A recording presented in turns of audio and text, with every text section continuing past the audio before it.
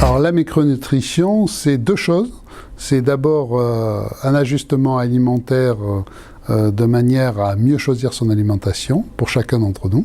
Et le deuxièmement, c'est s'il y a besoin, se complémenter sur mesure en fonction de ses besoins. La micronutrition nous apporte une réponse individualisée, ça c'est très important.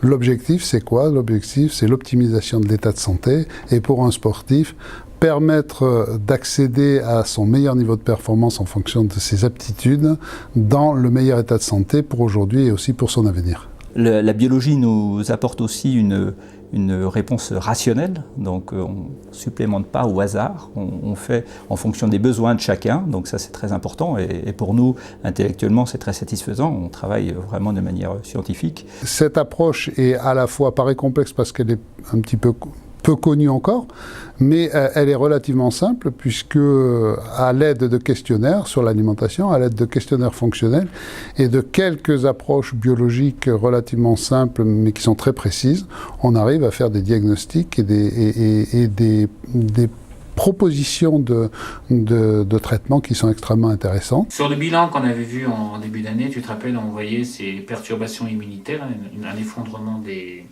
lymphocytes. La prise en charge individuelle va consister à recenser les perturbations qui sont rencontrées, à essayer de les interpréter et à les relier à d'éventuelles anomalies nutritionnelles et à affiner ces réflexions et ces observations avec des outils biologiques qui vont nous permettre d'anticiper très tôt de façon à apporter les corrections nécessaires avant qu'il y ait des états pathologiques ou des perturbations importantes qui s'installent. Dans le cyclisme plus particulièrement, les gars ont des charges de travail vraiment très importantes avec un stress oxydatif important également.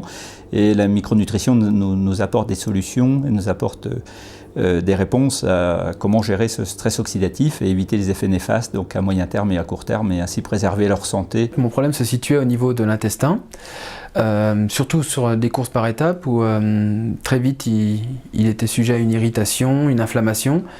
Et donc cela, ça se traduisait par des petites maladies comme une rhinite, pharyngite, le nez qui coule, des petites choses comme ça, mais qui nuisaient considérablement à mes performances. On voit premièrement que nos coureurs sont moins souvent malades. Donc au bout de 6 à 8 mois, j'ai tout de suite vu des améliorations puisque mes défenses immunitaires étaient un petit peu reboosté. C'est un coureur avec des carences très importantes dans différents micronutriments, antioxydants, par exemple le coenzyme Q10, certaines vitamines, certaines choses comme ça. Donc, et le fait de le corriger donc, a permis à beaucoup de coureurs de passer un cap avec une meilleure résistance, une meilleure gestion de leur stress oxydatif, de leur charge de travail et ainsi passer un cap. Et ça se traduit souvent par des résultats.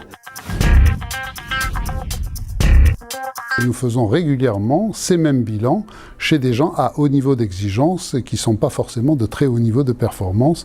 Et c'est extrêmement intéressant de pouvoir spécifier des ajustements au niveau de l'alimentation, de donner des programmes alimentaires éventuellement complémentaires en s'aidant de ce type de bilan. Ces questionnaires qu'on a élaborés comme étant des recueils organisés de troubles fonctionnels qui interrogent le patient, sportif ou non, sur ses problèmes de mémoire, de fatigue, de sommeil, mais aussi ses troubles digestifs, mais encore ses plaintes articulaires ou musculaires ou enfin ses problèmes infectieux, sont évidemment utilisables dans le cadre de n'importe quelle consultation et ce, quel que soit le motif de consultation, qu'il s'agisse d'un sportif ou d'un individu se rendant sur la consultation pour de toute autre raison. C'est la même démarche, on recueille les indices et on les interprète.